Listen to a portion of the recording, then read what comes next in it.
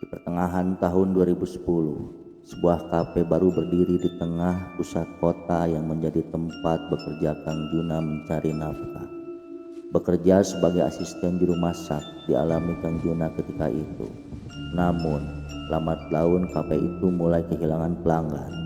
Apa yang terjadi di kafe tempat bekerja Kang Juna?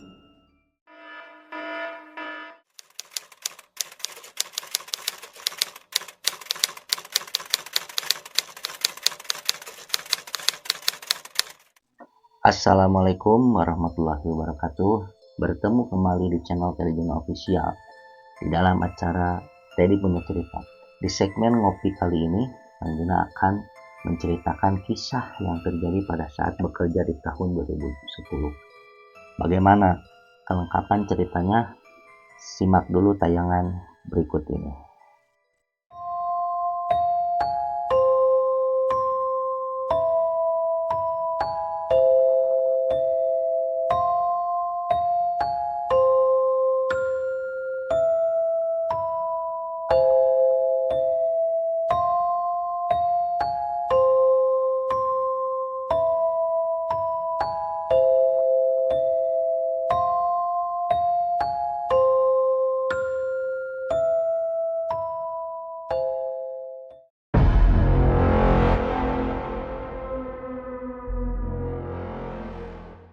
Kisah ini terjadi di awal tahun 2010.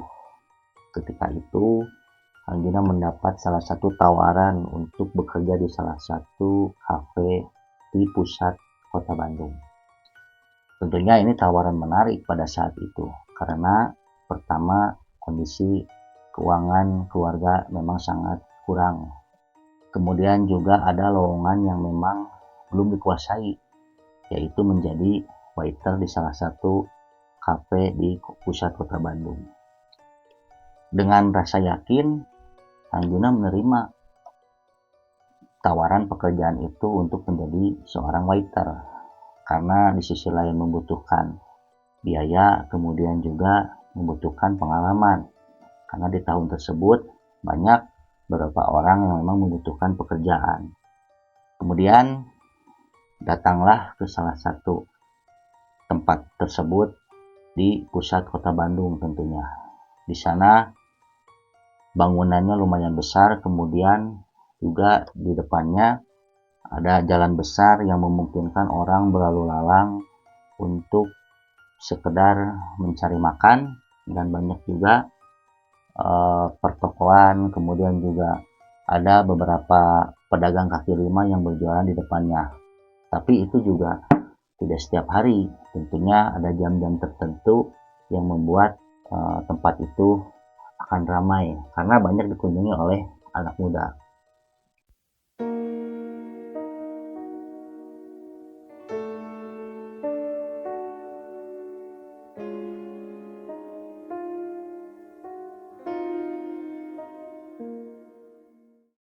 Kemudian setelah datang ke tempat tersebut, bangunannya merupakan bangunan lama tapi dilakukan renovasi hingga membentuk satu restoran yang berkonsep. Kemudian Kang Juna juga membawa salah satu surat lamaran, kemudian diinterview pada saat itu oleh salah satu atasan di tempat tersebut. Ketika ditanya sebagai pengalaman, oh belum ada pengalaman. Oh tidak apa-apa, kata atasan tersebut. Jadi ketika itu Kang Juna langsung diterima karena kondisinya banyak pelamar-pelamar yang memang banyak diterima karena membutuhkan pekerjaan, dan posisi tersebut juga sangat dibuka ketika itu. Kemudian dibagilah beberapa posisi, entah itu dari kitchen, kemudian juga dari waiters, dan ada beberapa rekan perempuan yang berposisi sebagai kasir. Di tempat tersebut ada 3 posisi manajer yang dihuni oleh beberapa orang. Tentunya itu yang dianggap Kang Juna sebagai atasan di tempat bekerja. Sangat kekeluargaan dan teman-temannya juga sangat happy. Kemudian juga kita sangat bisa koordinasi mengenai pekerjaan. Di bulan pertama Di tempat bekerja itu sangat sepi, kemudian juga ada beberapa tamu 1, 2, 3, dan itu juga kan jam operasional kafe itu mulai dari pukul 10 pagi sampai 10 malam. Jadi ada 2 shift di tempat kafe tersebut. Jadi Kang Juna juga dapat jam itu di jam shift pertama maupun di jam shift kedua. Setelah itu berjalan selama sebulan, Kang Juna pergi dari rumah ke tempat kerja. Mungkin dulu belum punya kendaraan, jadi menggunakan angkutan umum. Ya sekitar 30 menit sampai 40 menit lah perjalanan dari rumah ke tempat bekerja. Saat itu kondisinya Kang Juna diberi posisi sebagai waiters, jadi melayani beberapa customer, mulai dari melayani customer, memesan menu, kemudian juga Kang Juna menginfokan ke bagian tim kitchen. Jadi jikalau misalnya ada pesanan, itu langsung diantarkan ke meja customer. Nah, setelah menjalani pekerjaan tersebut, ada hal yang memang belum bisa dilupakan. Ada beberapa customer yang mungkin setiap harinya sering ke tempat tersebut sekedar ngopi, kemudian juga sambil jajan-jajan. Jadi sampai kenal dengan beberapa customer. Setiap hari akhir pekan, mulai dari hari Jumat sampai hari Minggu malam itu, ada beberapa event yang dilakukan di kafe tersebut, mulai dari karaoke bersama, kemudian juga ada event-event tertentu, dan itu tujuannya untuk menarik customer supaya lebih ramai tentunya. Di sana ada 10 karyawan dengan 2 perempuan dan sisanya laki-laki. Ditempatkan teman-teman, ada yang di bagian dapur sebagai juru masak, kemudian juga ada di bagian bartender sebagai membuat minuman, dan Kang sendiri 3 orang menjadi waiters ketika itu.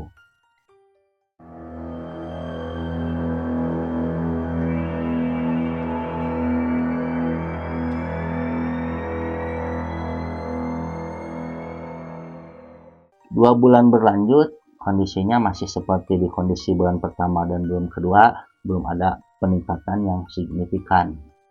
Mulai dari situ, Kang Juna juga kalau berangkat tiap hari dari rumah ke tempat kerja itu rasanya capek karena memang jaraknya jauh. Dan ketika itu Kang Juna ngobrol sama teman, sebutlah namanya Gunawan. Gun, gimana kalau kita ngekos aja deket tempat kerja? Dan Gunawan ketika itu dia setuju. Ya sudah, saya juga harus jauh kalau pulang ke rumah. Sudah, kita memutuskan untuk ngekos di salah satu, posisinya di belakang mall besar di kota Bandung. Jadi setiap berangkat ke tempat kerja itu kita bergantian. Kadang Gunawan itu masuk di shift pagi, Kang Juna masuk di shift sore sampai malam, dan besoknya kebalikan, Kang Juna masuk shift pagi, Gunawan masuk shift malam. Nah, itu terjadi tiap minggu untuk perputaran waktu kerja. Dan tidak sedikit juga teman-teman yang bekerja juga, karena mungkin teman jauh tempat pulang, mereka juga ikut menginap sambil kita ngobrol-ngobrol di kosan ketika itu. Kemudian kalau malam kadang suka suntuk kalau di kosan, karena memang kondisinya tempat kosan yang banyak dihuni oleh beberapa pekerja. Jadi kalau jam 9, jam 10, jam 9 ke atas itu mereka sudah pada tidur. Karena kami berdua ini sangat bosan pada saat itu, memutuskan untuk kita ke tempat kerja sambil menunggu teman-teman yang shift siang itu pulang. Nah, ketika ke tempat kerja kita ngobrol, kemudian juga saling sharing bagaimana pengalaman melayani customer hari ini, apakah ada komplain, apakah ada arahan-arahan dari atasan kita di hari itu. Nah, banyak cerita yang disampaikan oleh beberapa rekan-rekan juga pada saat itu. Ada yang memang diberi tips oleh tamu, kemudian juga parkiran yang banyak. Dan itu juga salah satu obrolan ketika menjelang ditutupnya tempat bekerja. Ada cerita hal di sini yang sangat mungkin agak sedikit kisah horor, Jadi Kang Gun itu sering ngobrol sama petugas security. Nah, sebutlah namanya Pak Dudu. Jadi Pak Dudu ini bergantian dengan salah satu rekannya ketika berjaga itu kan 1 hari full. Jadi besoknya pulang, 1 hari full, besoknya pulang. Jadi pergantian untuk security itu 1 hari bekerja, 1 hari libur. Nah, Pak Dudu ini bercerita, dia menjaga kafe itu dari pagi buka kafe sampai menjelang tutup kafe. Kemudian juga dia berjaga juga semalaman sampai digantikan oleh rekannya di pagi hari. Jadi pergantian itu setiap jam 8 pagi. Ya sambil ngobrol-ngobrol, kemudian juga menyeduh kopi. Nah kita ngobrol, kenapa Pak Dudu tidak tidur di dalam kafe? Karena kan posisinya di luar itu dingin. Nah Pak Dudu bercerita, karena kalau dia tidur di dalam kafe itu dia tidak betah. Yang pertama, kondisi jalanan di depan itu kan kalau malam sudah sepi. Tapi karena dia merokok, jadi susah untuk merokok keluar masuk ke ruangan. Nah, makanya dia memutuskan untuk di luar ruangan. Nah, kita sangat akrab karena memang setiap harinya kalau ada rasa bosan suntuk itu, karena sama Gunawan ini sering berkunjung ke kafe kalau malam di atas jam 11 itu, nanti pulang lagi ke kosan itu jam 1 malam gitu sambil menyusuri malamnya udara kota Bandung. Nah, di malam ke base berikutnya ini adalah ada salah satu kejadian. Jadi kejadiannya ketika tutup kafe itu, menggunakan ketika itu Gunawan sedang libur. Jadi dia pulang ke kampungnya karena memang kebetulan di hari berikutnya Gunawan itu mendapat jatah libur. Jadi di kosan kayaknya sendiri karena merasa bosan, akan main lagi nih, nongkrong lagi sama Pak Dudu. Kebetulan yang jaganya Pak Dudu ketika malam itu. Jadi Pak Dudu jaga di kafe, kemudian Kang datang bawa kopi, itu bawa rokok sambil ngobrol-ngobrol. Nah di situ ada beberapa atasan itu belum pulang. Nah atasan itu menyuruh ke Pak Dudu ini menitipkan satu barang untuk disimpan nanti di dalam kafe. Di situ kayaknya terkejut kok atasan belum pulang pada jam sekarang gitu, pada malam itu. Kemudian Pak Dudu juga bilang ini setiap malam Jumat itu harus menyimpan beberapa sesajen. Nah sesajen ini disimpan di atas, lokasinya di atas dekat, posisinya dekat toilet. Nah sesajen itu berfungsi sebagai penarik customer katanya, supaya kafe ini ramai, kemudian banyak customernya. Dan saya juga di situ agak sedikit ngeri ya, ngerinya itu kan pula pada malam itu kosan sendirian, Gunawan lagi pulang kampung. Kemudian juga ngobrol sama Pak Dudu, mikirnya nanti malam pulang sendiri nih jalan ke kosan. Nah, di situ tapi nggak apa-apa sih sama Pak Dudu kita ngobrol. Setelah menyimpan sesajen di atas dekat tempat toilet itu, nah mulai udara itu terasa beda gitu, padahal AC-AC kemudian lampu-lampu itu sudah dimatikan sama Pak Dudu, bahkan kitchen pun sudah dikunci. Nah kita keluar kemudian melanjutkan lagi ke tempat kita duduk di depan itu kan, jadi ada pos security, kemudian juga ada tempat duduk kecil lah, kita duduk itu sambil ngobrol-ngobrol karena rasa ngantuk. Kemudian juga kita kopi juga sudah habis, kasihan Pak Dudu juga mungkin mau istirahat, jadi Manjuna memutuskan untuk pulang ke kosan.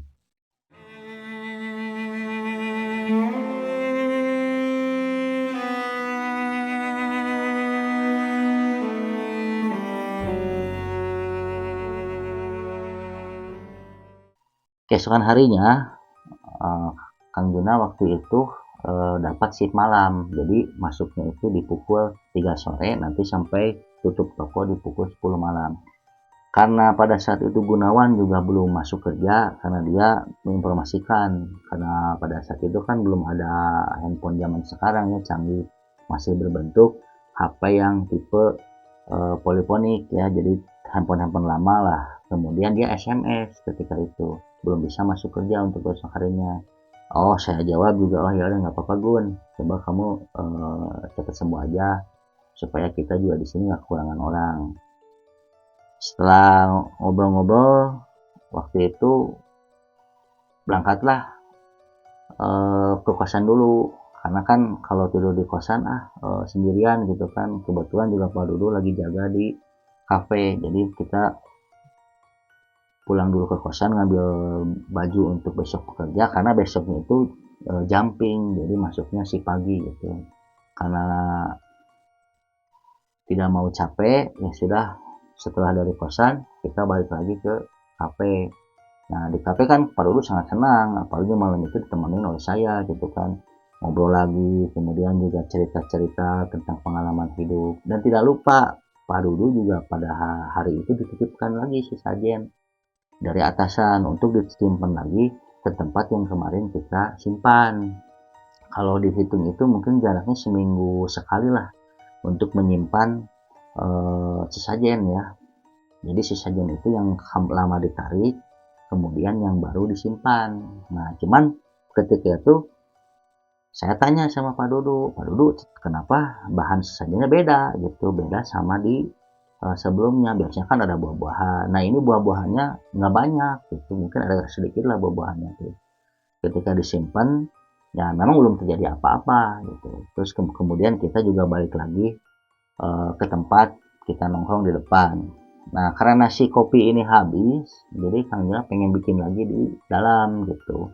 Nah Pak Dudu kebetulan rokok kita habis, jadi Pak Dudu kita bagi tugas, saya bikin kopi, Pak Dudu beli rokok ke depan gitu.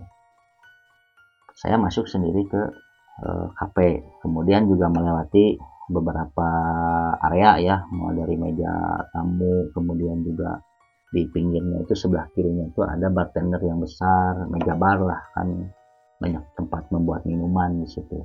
Kemudian ketika melewati toilet, nah di situ ada kelebatan sosok, tapi tidak mengkirakan karena memang kan posisinya lurus. Nah di sebelah kanan itu merasa ada bayangan hitam besar, tapi karena mungkin itu karena kondisinya agak, lampunya agak tidak terang, jadi Kang Juna itu memutuskan untuk langsung saja ke kitchen untuk membuat kopi.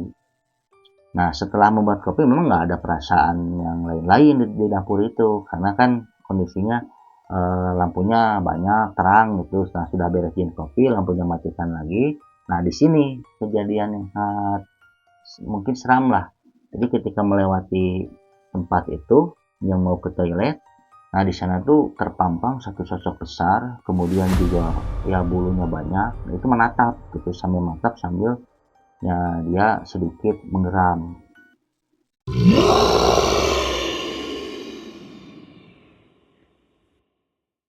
Si kopi itu sampai jatuh di lantai. Nah jatuh di lantai, kemudian berlari keluar. Nah Pak Dodo juga di sana dia merokok, mungkin saya lari itu cepat-cepat gitu kan, nanya kenapa tuh lari-lari, aduh Pak kayaknya saya pulang deh, kenapa, enggak nanti aja lah besok diceritain. Pak Dodo juga di situ dia agak sedikit senyum sedikit lah, mungkin Pak Dodo juga tahu ya kondisinya penunggunya itu siapa gitu, karena rasa takut pulanglah malam itu ke kosan. Nah pagi harinya jam 8 pagi itu saya sudah balik lagi ke kafe, dan kelupaan bahwa masuk kafe itu ada bekas kopi yang jatuh di dekat toilet. Nah itu orang-orang bertanya, teman-teman ini siapa yang bikin kopi sampai berantakan gitu. Nah saya karena nggak mau ketahuan malam mau tidur di sini, jadi mungkin Pak Dudu bikin kopi, mungkin tumpah tidak dibersihkan kembali. Tapi pada saat mencari Pak Dudu kan sudah pulang Pak Dudu di atas jam 8. Jadi mereka tidak langsung klarifikasi ke Pak Dudu, ya saya sudah, karena itu tahu saya yang menumpahkan, jadi dibersihkan kembali. Nah di malam-malam berikutnya itu belum ada kejadian, cuman perasaannya kalau kelewatan ke toilet itu yaitu takut ada sosok itu muncul lagi.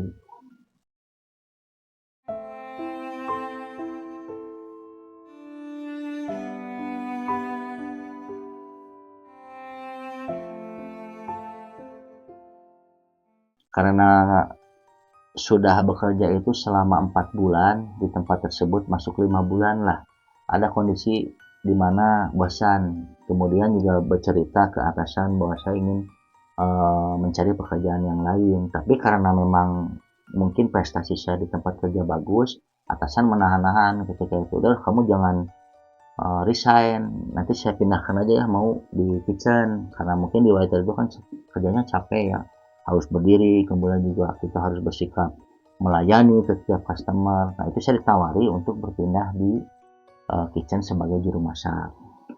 Nah tawaran itu saya terima karena memang kan kepala dapur itu sangat baik orangnya. Kemudian saya diajari mulai dari memasak dari nol sampai ya mungkin bisa dianggap bisa lah. Nah saya itu posisi jadi asisten ya, tidak langsung masak, dia hanya menyiapkan piring, kemudian juga menghangatkan saus, jadi tidak langsung masak. Tapi kepala dapur itu sangat baik orangnya, dia memberikan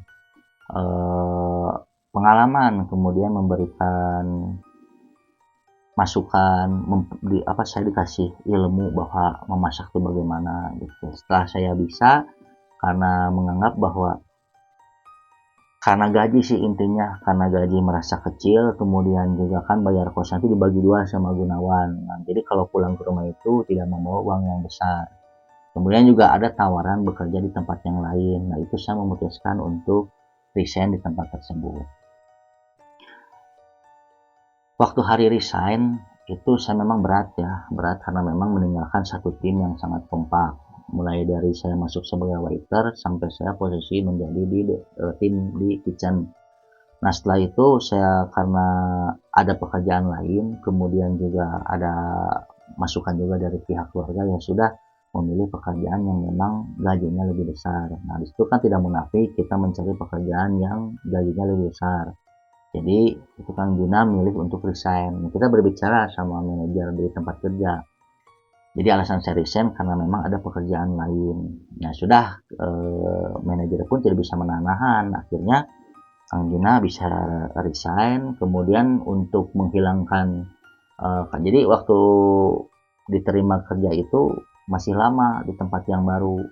Jadi mulai kerjanya tuh kalau nggak salah awal bulan. Jadi resign itu sekitar tanggal 25. Jadi ada waktu 5 hari. Jadi 5 hari tersebut dipergunakan untuk mempersiapkan pekerjaan di tempat berikutnya.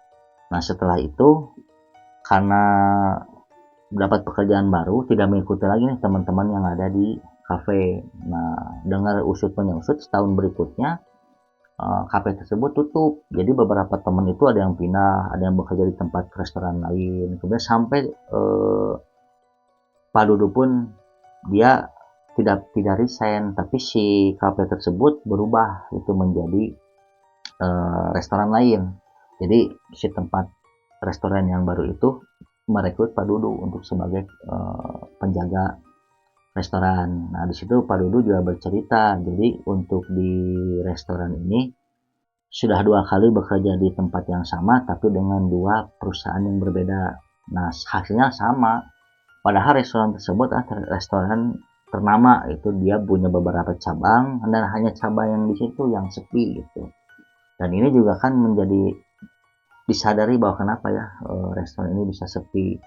Nah ternyata Kang Juna punya kenalan gitu, sering bercerita juga ya masalah spiritual, dan kenalnya bercerita bahwa di tempat tersebut ada satu penunggu yang memang penunggu itu dari lama dia nggak mau dipindahkan.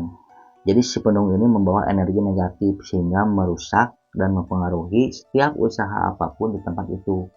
Nah, pantesan ini mengingatkan ke Kang Juna pada saat itu bekerja bahwa yang punya tempat itu dia menyiapkan beberapa saja yang ternyata alih-alih bukan untuk meramaikan satu tempat usaha, tetapi untuk memberi makan sosok tersebut.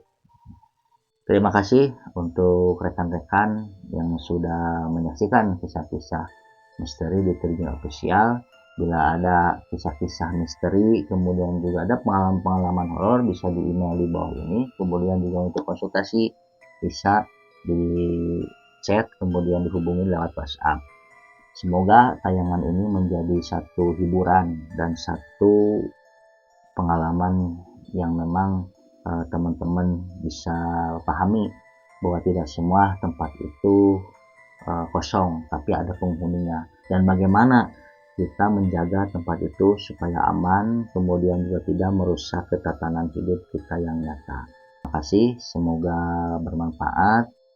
Kita bertemu lagi di episode selanjutnya, masih di channel T di Jurnal Official. Assalamualaikum warahmatullahi wabarakatuh. Salam Rahayu, Rahayu, Rahayu.